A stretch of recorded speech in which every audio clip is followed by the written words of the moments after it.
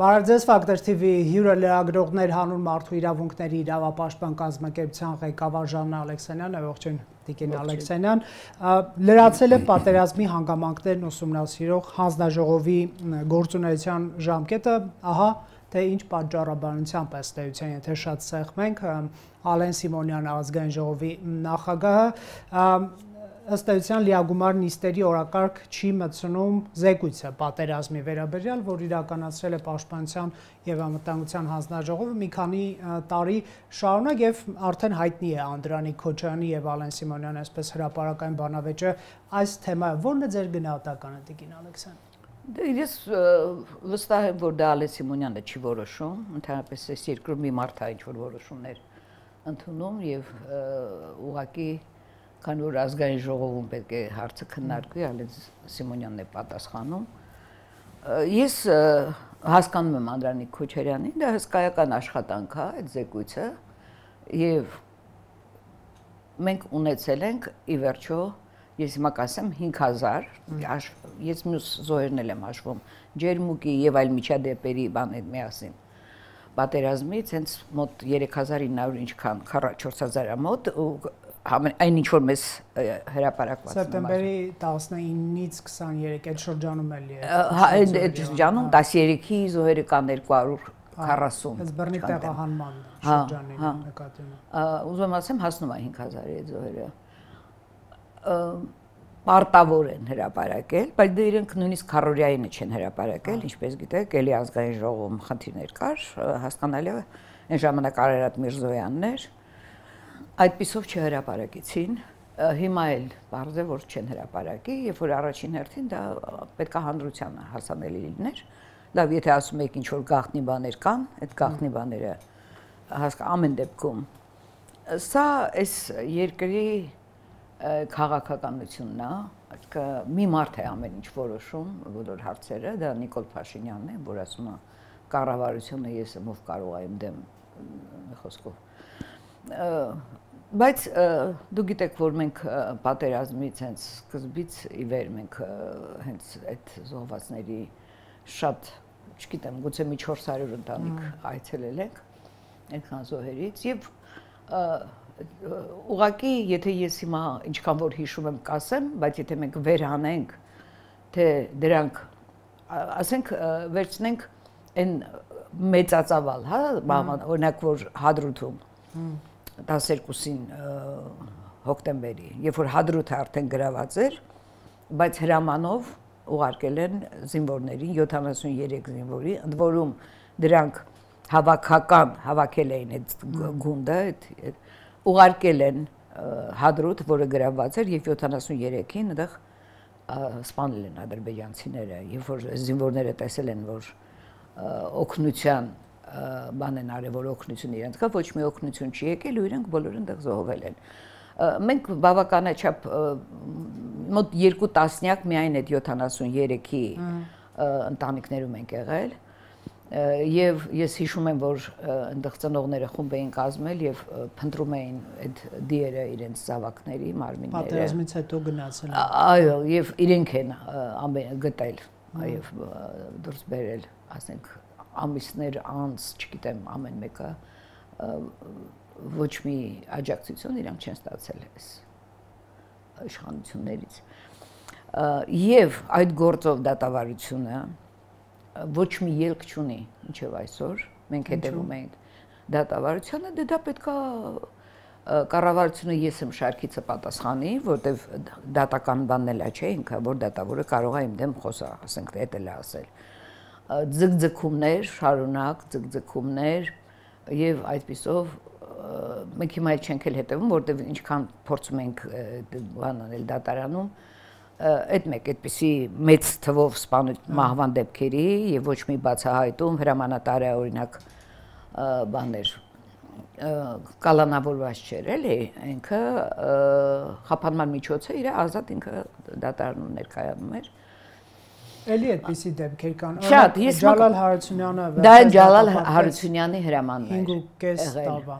Դա այդ դեպքը այո, այդ դեպքը եւ այստեղ ձեր տաղավարում ես էլի խոսել եմ այս գործի մասին։ երբ որ Ջալալ Հարությունյանն այս գործով ներգրավել էր որպես վկա։ Եվ ծնողները Քարամյանին երբ որ վեճ էր եղել Քարամյանը, երբ որ ծնողների վրա էր հարձակվել եւ այլն, այսինքն այդ դեպքով էր։ Մյուս մենք մի քանի դատավարություններ էինք հետևում։ Մյուսը, որը 18 զինվորներ այրվել ավտոբուսում, երբ որ աթեիստները վերևում պտտվում էին, բայց հրամանատ որ շարժվեն, որտեղ ծնողներից մեկը գնացել էր իր որդու մոտ, ինքը վկա մեծ պատմել է դա, եւ 18 զինվորները մնացած զինծառայողն է պատմել եղել նույնությունը։ Գիտեք, հայրը ներկայ է եղել։ Հայրը, քան որ այնտեղ էր, եւ այդ զինվորը վկա մի հոգի ամենակ փրկվել այո այրվածքներով, այդ զինվորը որը վկա էր, բայց հայրը ինքը տեսել է ոնց իր տղան այդ ավտոբուսում այրվեց, երբ որ առաջարկել էր տղային իր հետ գնա մեքենայով, տղան ասել չէ ընկերներից չեմ թողնի իր ավելի լավ ավտոբուսով։ Այդ գործին էլ էինք մենք հետևում, բայց էլի դատական ելք չկա։ Եվ մի ուրիշ գործ, քիմիկների գործ է կոչվում, դա էլ բավականին մեծ գործ էր, մենք դատարանում հետևում ենք էլի։ Ուզում եմ ասեմ, որ այս մեծ մահվան դեպքերի թիվը կսխալվեմ ասել, օրինակ այրվել էին 18 զինվոր այդտեղ այդ ավտոբուսում, այնտեղ 73, այս թիվը չեմ հիշում, բայց մեծ թվով զինվորներ էին։ Եվ գիտեք ինչ, մենք դատարանում վկայությունները, երբ որ դու լսում ես, օրինակ շատ հետաքրքիր, մենք մեր կայքում կա, վկայություններ կան, ասենք զինվորների ողջ մնացած զինվորներից, ասենք այդ քիմիկների գործով հրամանով են չէ շարժվում որողությամբ պետք է գնա, ասենք ասում են կոնկրետ տեղը նշվում, բայց գնում են ուրիշ տեղ։ Գնում են մի տեղ, դա վկայություն եմ ձեզ պատմում, որտեղ ասենք ադրբեջանցիները լծված են ու հրամանատարը իրանց ասում է, բայց մենք այնտեղ պետք է գնանք, ինչի՞ ստեղ եկանք։ Ասում է, ոչինչ, լավ որ գերի էլ ընկնենք, հետո ձեզ կազատենք, կբերենք։ Այսինքն լրիվ ուզում եմ ասել են խնդիրները, որ կա, ասենք չպարզված է համել, եթե այնտեղ 73-ի դեպքում հրամանատարը ազատության մեջ է եւ տենց պաշտպանության տակ էր, եւ պաշտոնի բարձրացում էր ստացել այդ դատական process-ի ընթացքում, հասկանում ես, այսինքն գործեր էր անպատասխան անթիվ անհամար հարցեր, ուղղակի որ դու երբ որ արդեն սկսում ես ավելի կոնկրետ դեպքերով նայել,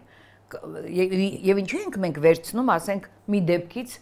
10 կամ 20 ընտանիք օրինակ այցելել, մենք համադրում էինք, որ տեսնեինք ընդհանուր պատկերը երևում էր։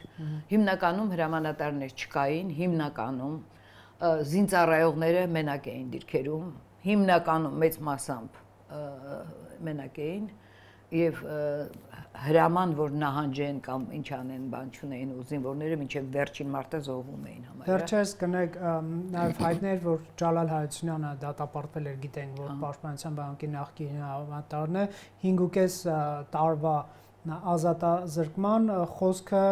այս քրեական գործը 20 զինծառայողների մահվան մասին է Ֆիզուլիի Ջուվարլու կոչվող բնակավայրում Պաշտպանության բանակի 8-րդ հրաձգային բրիգադի Ցորի զորամասի D20 ռետանային դիվիզիոնի խմբավորման այսպես զինծառայողներ, որ հայտնվել են հակառակորդի թիրախում եւ ցուցմունքներն այն մասին է եղել, որ պարոն Հարությունյանն ասել է 101 ասում է մերոնք են, հաստատ մերոնք են եւ փաստորեն ըստ դատական որոշման սրա հետևանքով են զոհվել այդ զինծառայողները եթե այս դեպքից ասելիք ունեք խնդրեմ, եթե ոչ այդ դեպքը ես չգիտեմ։ Մենք դրանով չենք զբաղվել։ Իրենք իհարկե սա բողոքարկել են եւ փորձել են առաջ։ Եվ նաեւ արտառոց ասեմ, որ մենք գերիները, որոնք սեպտեմբերյան դեպքերի գերիների հետ կապված ասեմ,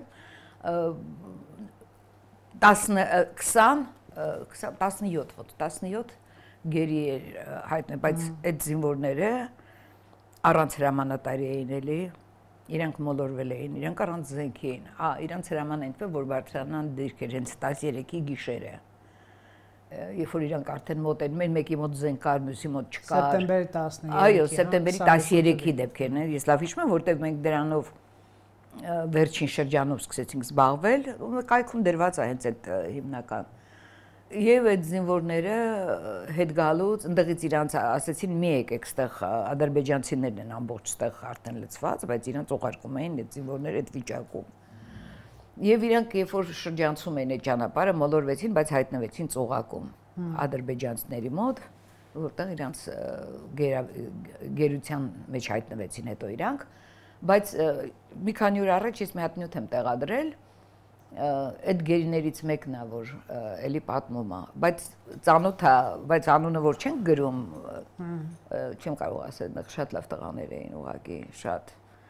հրաշալի են մեր զինվորները։ Ինչ հարցեր են բարձրացնում ծնողները, ընդհանրապես պատերազմի վերաբերյալ։ Խնդիրը միայն իրենց որդիների կորստի հանգամանքներ չէ, այլ Չէ, դե ես ասում եմ, այդ սա հարցերը ծնողները բարձրացնում են, այդ ինչ որ ես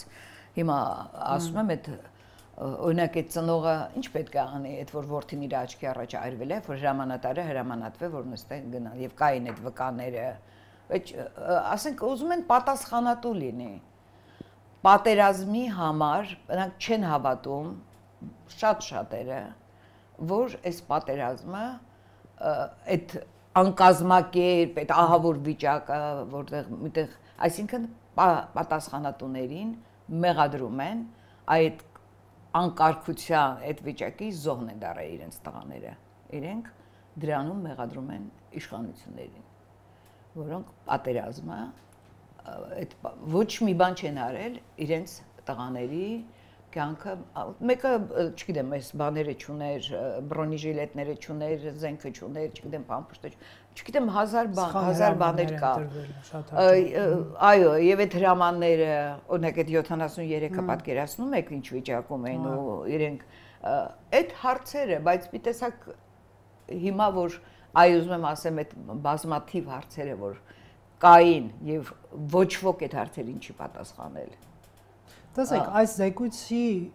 օբյեկտիվությունը ի սկզբանե դեռ չգրված ընդդիմությունը խորհրդանական կասկածի տակ դրեց, ասելով, որ մեղադրելու են ընդդիմությանը, սա քաղաքական մոտիվներով է այս գործընթացը առաջ տարվում։ Իրենք չմասնակցեցին։ Օրինակ, եթե հիշենք մարտի 1-ի, այո, մարտի 1-ի հետաքննությունը այն ժամանակ ընդդիմադիր այսպես ուժերից երկու հոգի մասնակցում են Սեդա Սաֆարյանը եւ Անդրանիկ Քոչյանը եւ էլի իշխանություն կարող է փաստահավաք զեկույցի մասին։ Այո, փաստահավաք, բայց դրանք հիմք ծառայեցին հետագայում որոշակի բացահայտումների։ Ես ասեմ, որ փաստահավաք զեկույցը բավականին անաչառ զեկույց էր եւ չեն կարող հիմք, բայց այստեղ պատերազմին մենք տեսնում ենք, որ դավաճան էին ասում իրար, որ իշխանությունները ընդդիմությանը շարունակա դավաճանեն, հետո ոնց որ դավաճանի պիտակը Նիկոլի վրա է մնացել հիմա ասենք, տեսնում ենք էլ արդեն ընդդիմությանը բան չեն անում, այսինքն այդ մեղադրանքներն էր, այդ բաներն էր եւ դրա համար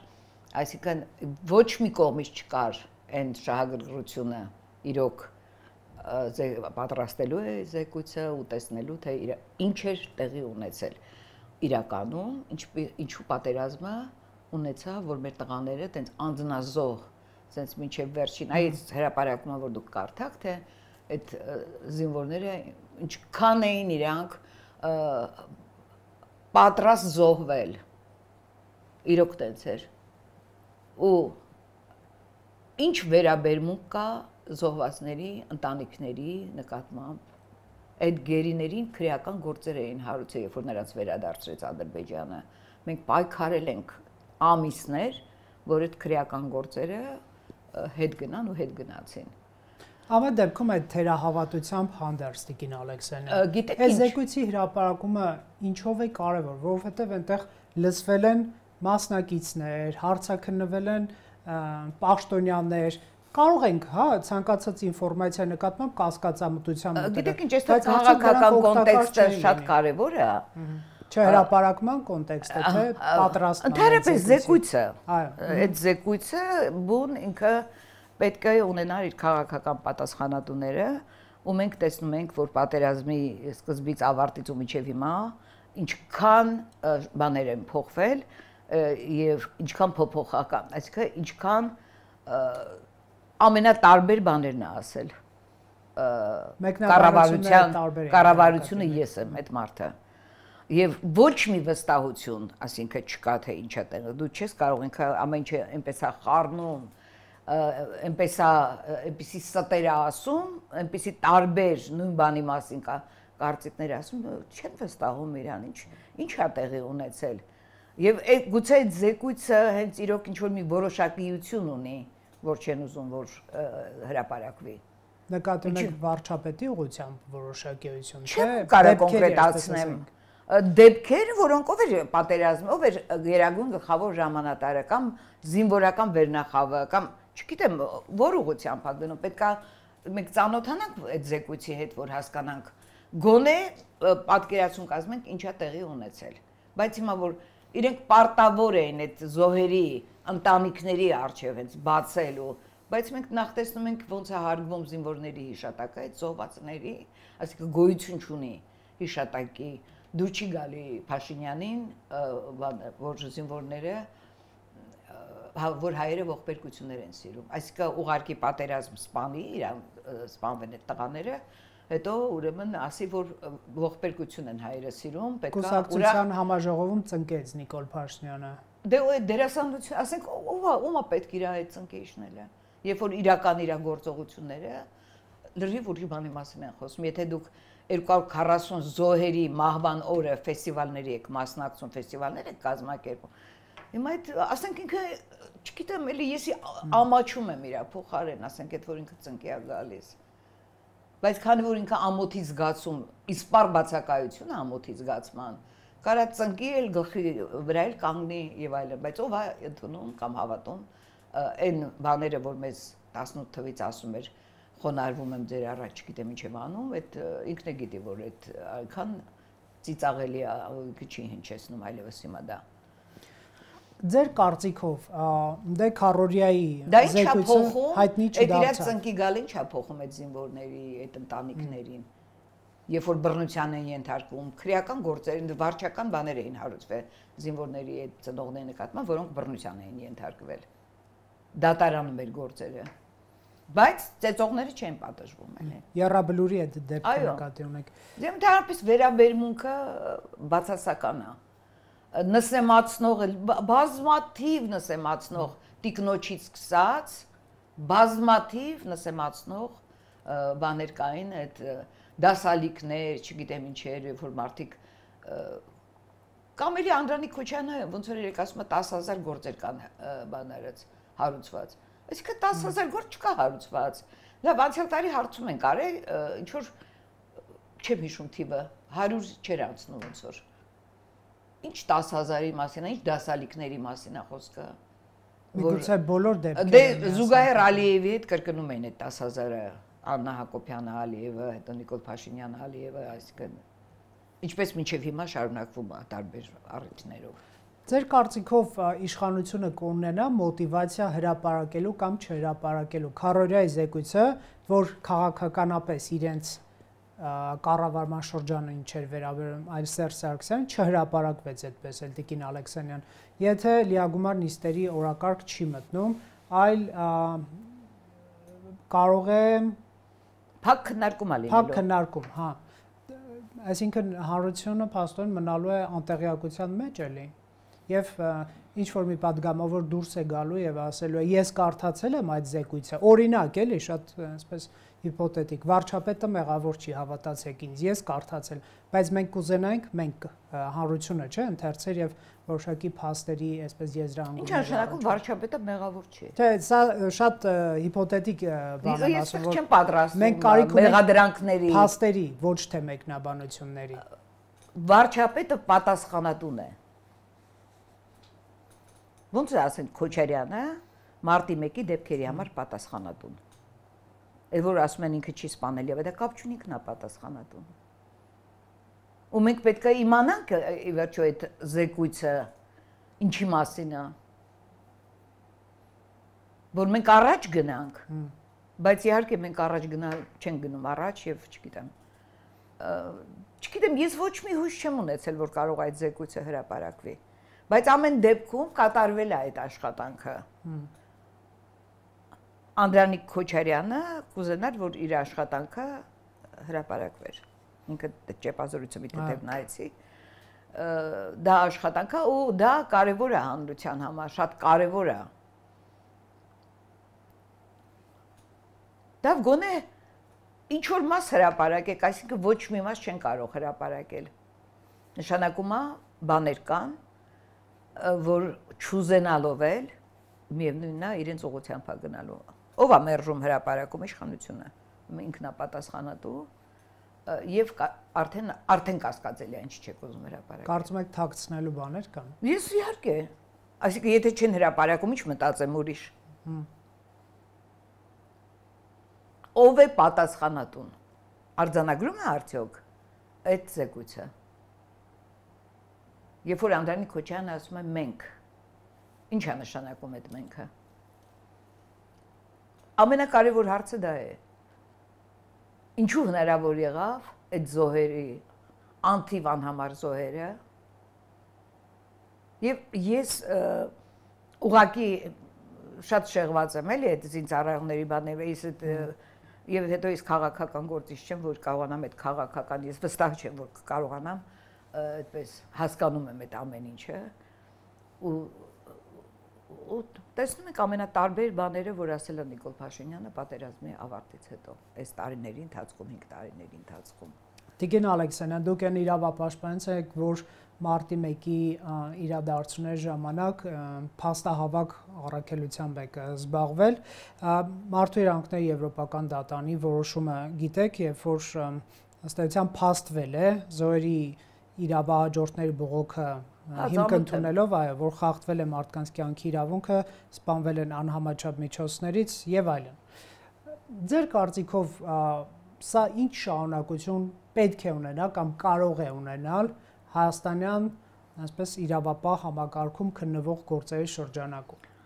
Ուրեմն չմոռանամ հիշեցնել, վարչապետը օրեր առաջ ասում էր բացահայտված է, ես քան որ շահագրգիռ մարդ եմ, այսպես հրապարակային չեմ դրթում, որ դե գնացեք վճիռ կայացրեք, բայց ամեն դեպքում պետք է որոշակի շարունակություն լինի։ Ինքը այն միտինգների ժամանակ էր, չէ՞ ասում, որ բացահայտված է ամբողջությամբ։ Այո։ Հետո ասում էր ես չեմ ասել, հետո ասել պետք է շարունակություն լինի։ Ինչ է դուք մտածում։ Այսինքն հիմա եվրոպական դատարանի այդ որոշումը Հայաստանը պետք է քննություն կատարի ու ավարտի, այսինքն այն ցուցումները եւ այն դիտարկումները, որ կան այդ վճռում, դա պետք է ուրեմն նախատեսում է, որ քննություն պետք է կատարվի։ Բայց ես լսում եմ նոր ազգային ժողովում այդ որ մեղադրում էին ընդդիմությանը, բան մարտի 1-ի եղած ժամանակ, իրանք ասենք գյուղապետի համայնքապետին գնդակահարվում է ու այդ ասում են ոնց եղավ, ինչ եղավ, ինքը ասում է գնացեք ձեր մարտի 1-ի մասին մտածեք, հոկտեմբերի 27-ի, այսինքն դա չի պատասխանը, հա, այսինքն տեսա, որ այդ մարտի 1-ով էլ էին մեղադրում, բա բացահայտեիք։ Նիկոլ Փաշինյանը կարող է բացահայտի, դա անհնար է ուղղակի։ Մարդ, որը թելադրում է վարկածները, ասենք Վալոդիա Գրիգորյանի այդ դեպքով, անմիջապես ինքը ասեց, ինչ վարկածով պետք է քննությունը ստանա։ Չէ, ինքը ասեց, որ դա վրեժխնդրություն է, ու գնաց վրեժխնդրության վարկածը։ Այլ երբ որ ընդդիմադիր քաղաքական գործիչի սպանության մասին է խոսքը։ Հասկանում եք, որ առաջին վարկածը դա պետք է լինի քաղաքական, ուրեմն ենթատեքստը, բայց նույն տեսակ որ երկու օրում նույնիսկ այն Նարեկ Օհանյանին էին համարում սպանող, հետո փաստաբանը լավ հայտնվեց, տարօրինակ էր, որ փաստաբաններ չունեին այդ մարդիկ, հետո լավ հայտնվեց ու ասեց, որ ինքը չի կարա լինի, ինքը փաստեր կա, թե ինքը որտեղ էր, որ ժամին եւ որտեղ էր։ Մարտի 1-ի, լավ, երբ որ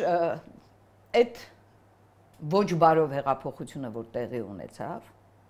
ինչ արեց Նիկոլ Փաշինյանը Սարիթաղի դեպքերով։ Անմիջապես կարճվեցին, փակվեցին գործերը։ Դրանք բացահայտվեցին, չէ։ Ինքը ընդհանրապես, ասենք, այս երկու օրն էլ մի երկու անգամ այդ ժողովրդավար բառը կամ այն ժողովրդավարության ֆորումն էր գնացել, փաստորեն իր անձնական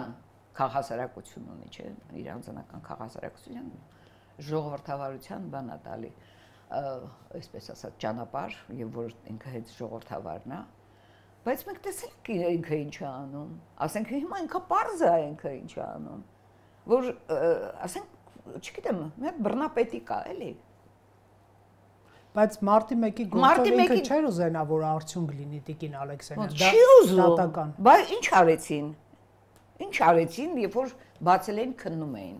Ես միջայլուց այդ լսումներին իձել էին ինքներ չէ կազմակերպել հեղափոխությունից մի ամիս առաջ, որ գնացել էի ազգային ժողովում եւ բայց դրանից հետո սկսեցին քննությունը, ինչ ելք ունեցավ այդ քննությունը։ Ոչ մի։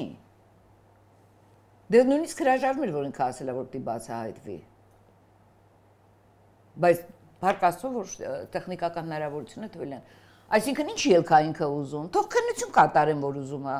Բայց իր քննչական մարմինները կարող են քննություն կատարել։ Այսինքն ինքը թողնի ինքն է վարում քննությունը։ Ինչ քննչական մարմինը,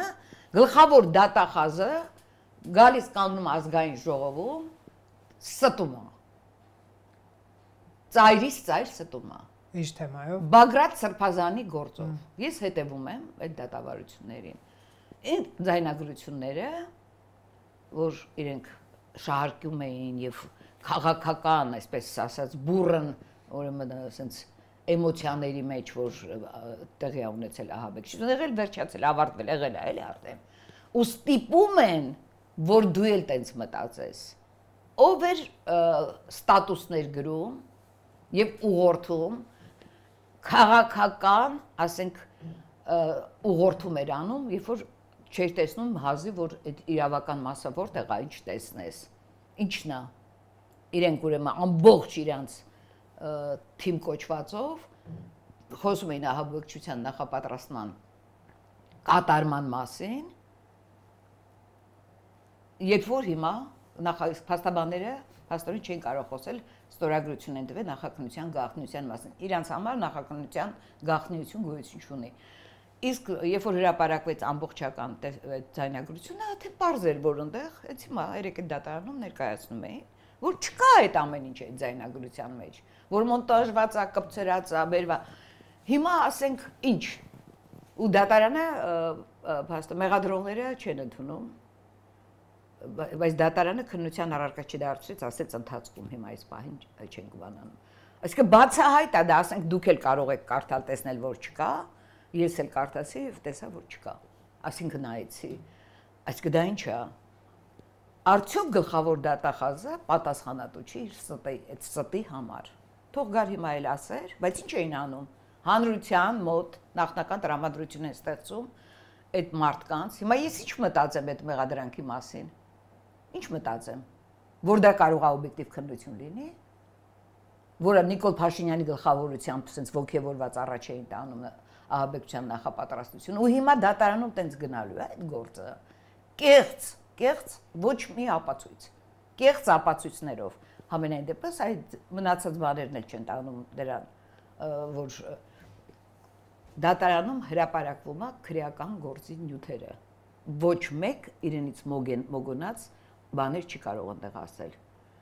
Այդ փաստարկները համադրվում է եւ ներկայացվում է դատարանին։ Ես դա եմ լսում, այսինքն պաշտոնական եւ բան վարկածները եւ փաստաբանների արձագանքը։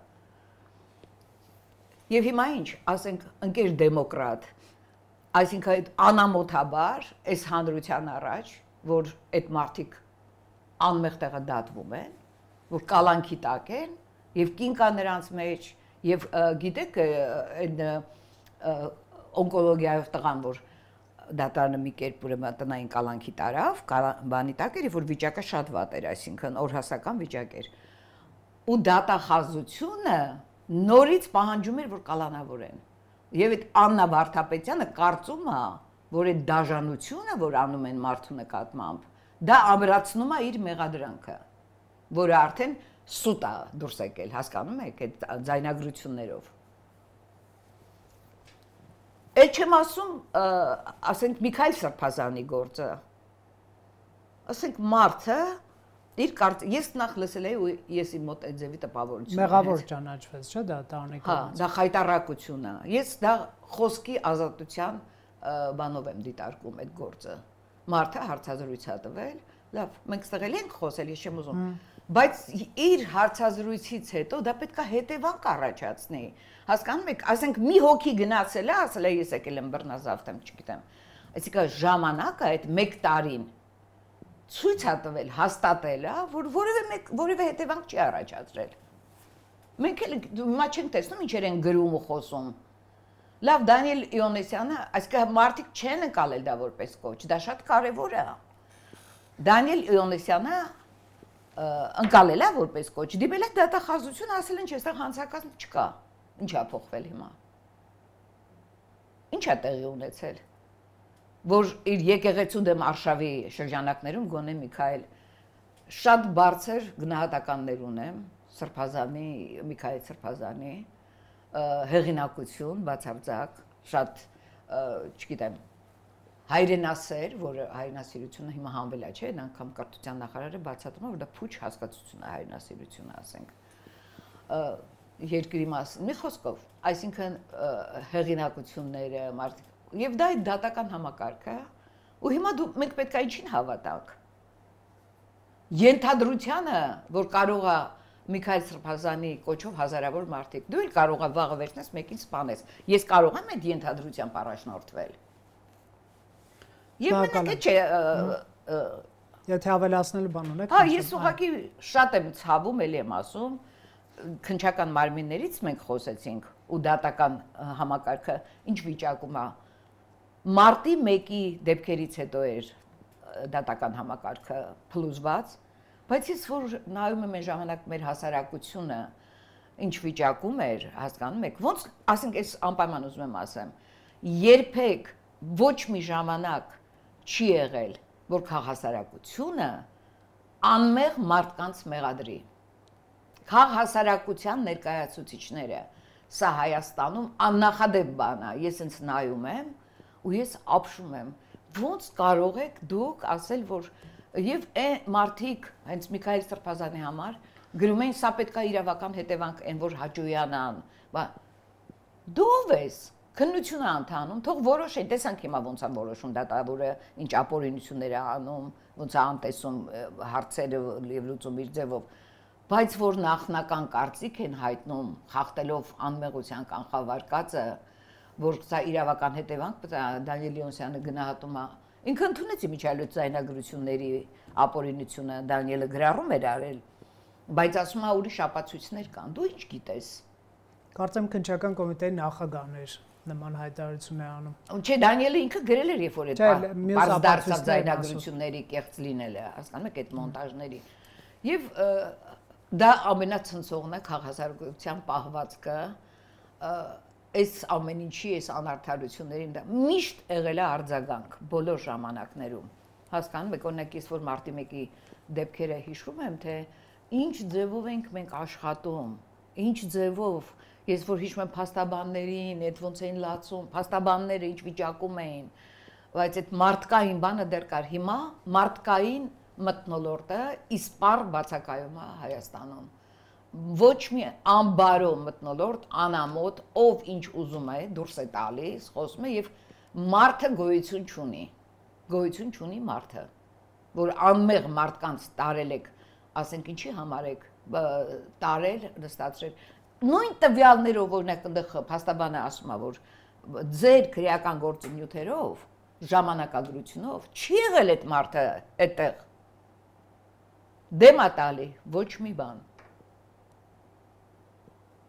Շնորհակալ եմ Տիկին Ալեքսանյան զրույցի համար, հարգելի հեռուստադիտողներ, հյուրընկալել ենք Ժաննա Ալեքսանյանին։